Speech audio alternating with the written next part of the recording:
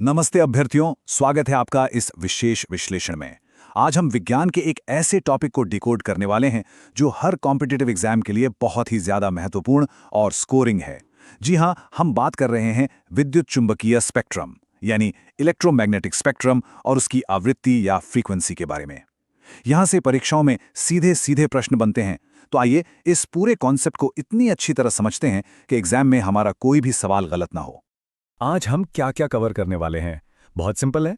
सबसे पहले हम स्पेक्ट्रम के कोर कॉन्सेप्ट समझेंगे, फिर कुछ प्रमुख रेडिएशंस का डेटा देखेंगे, उसके बाद एग्जाम वाले क्वेश्चन सॉल्व करने का लॉजिक सीखेंगे और आखिर में एक क्विक रिवीजन मैट्रिक्स के साथ इसे लॉक कर देंगे। तो चलिए बिना किसी देरी के सीधे फाउंडेशन सेट करते हैं और स्पेक्ट्रम के पीछे की मूल अवधारणाओं पर बात करते हैं। सोचिए, इस पूरे स्पेक्ट्रम का खेल सिर्फ दो मुख्य वैज्ञानिक शब्दों पर टिका है। पहला है आवृत्ति, जिसे हम फ्रीक्वेंसी कहते हैं। इसे न्यू सिंबल से दर्शाया जाता है। इसका सीधा सा मतलब है कि कोई तरंग या वेव एक सेकंड में कितनी बार कंपन करती है, यानी वाइब्रेशंस पर सेकंड। याद रखिएगा, फ्रीक्वेंसी जितनी ज्यादा होगी उस तरंग में ऊर्जा यानी एनर्जी भी उतनी ही अधिक होगी। और दूसरा शब्द है तरंगदैर्ध्य या वेवलेंथ, जिसे लैम्डा से दर्शाते हैं। यह बस एक तरंग के दो शिखरों यानी पीक्स के बीच की भौतिक दूरी होती है। अब यहां सबसे बड़ा गेम चेंजर क्या है? वो है फ्रीक्वेंसी और वेवलेंथ के बीच का संबंध। ये दोनों आपस में बिल्कुल उल्टे यानी इन्वर्सली प्रोपोर्शनल होते हैं। इसका सीधा अर्थ ये है कि जिस तरंग की फ्रीक्वेंसी सबसे अधिक होगी उसकी वेवलेंथ सबसे कम होगी। और यकीन मानिए, एग्जाम में ऑप्शंस को एलिमिनेट करने का इससे बड़ा कोई हथियार नहीं है। अब जब बेसिक्स क्लियर हो गए हैं तो थ्योरी से थोड़ा आगे बढ़ते हैं और स्पेक्ट्रम के प्रमुख विकिरणों यानी कि रेडिएशंस के डेटा में एक डीप डाइव करते हैं। शुरुआत करते हैं स्पेक्ट्रम के एक एकदम एक्सट्रीम एंड से, जहां हमें मिलती हैं गामा किरणें या गामा रेस। इनकी फ्रीक्वेंसी की रेंज लगभग 10⁻20 से लेकर 10⁻24 हर्ट्ज तक होती है। पूरे इलेक्ट्रोमैग्नेटिक स्पेक्ट्रम में अगर किसी की आवृत्ति और ऊर्जा सबसे टॉप पर है तो वो यही है। और इसी भयंकर ऊर्जा के कारण इनका सबसे प्रमुख उपयोग मेडिकल साइंस में होता है, खासकर कैंसर के इलाज में, जिसे हम रेडियोथेरेपी कहते हैं। गामा किरणों के ठीक नीचे आती हैं हमारी जानी मानी एक्स किरणें यानी एक्स-रेज। इनकी फ्रीक्वेंसी लगभग 10⁻16 से 10⁻20 हर्ट्ज के बीच बैठती है। लॉजिकली देखें तो इनकी आवृत्ति गामा किरणों से तो कम है, लेकिन हमारे पराबैंगनी किरणों से ज्यादा होती है। इनका इस्तेमाल हम सब ने कभी न कभी देखा होगा, शरीर की हड्डियों के फ्रैक्चर का सटीक पता लगाने के लिए, क्योंकि ये हमारे मांस को तो पार कर जाती हैं पर हड्डियों को नहीं। इसके बाद नंबर आता है पराबैंगनी किरणों का, जिन्हें हम आमतौर पर यूवी रेस कहते हैं। इनकी आवृत्ति 10⁻15 से 10⁻16 हर्ट्ज तक होती है और इनका सबसे मुख्य स्रोत हमारा सूर्य है। अगर हम इन्हें स्पेक्ट्रम में फिट करें तो इनकी फ्रीक्वेंसी एक्स रेस से तो कम होती है, लेकिन जो लाइट हम देख सकते हैं यानी विजिबल लाइट और रेडियो तरंगों की तुलना में काफी ज्यादा होती है।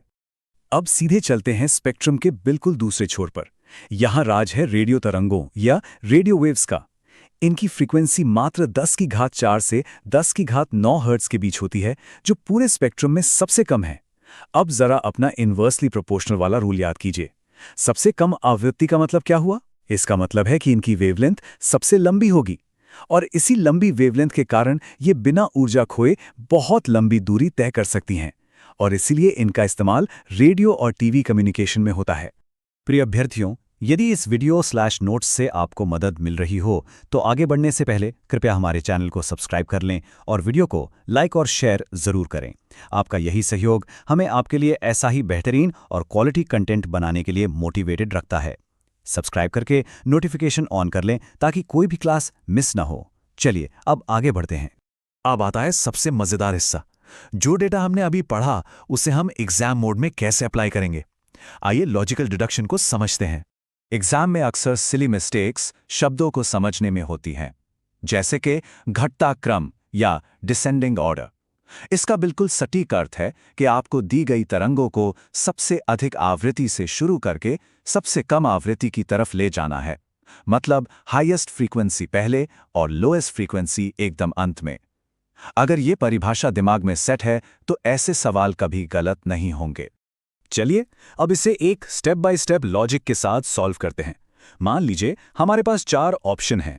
स्टेप 1, हमें पता है कि गामा किरणों की आवृत्ति सबसे ज्यादा है, तो वो आएंगी नंबर 1 पर यानी ऑप्शन 1।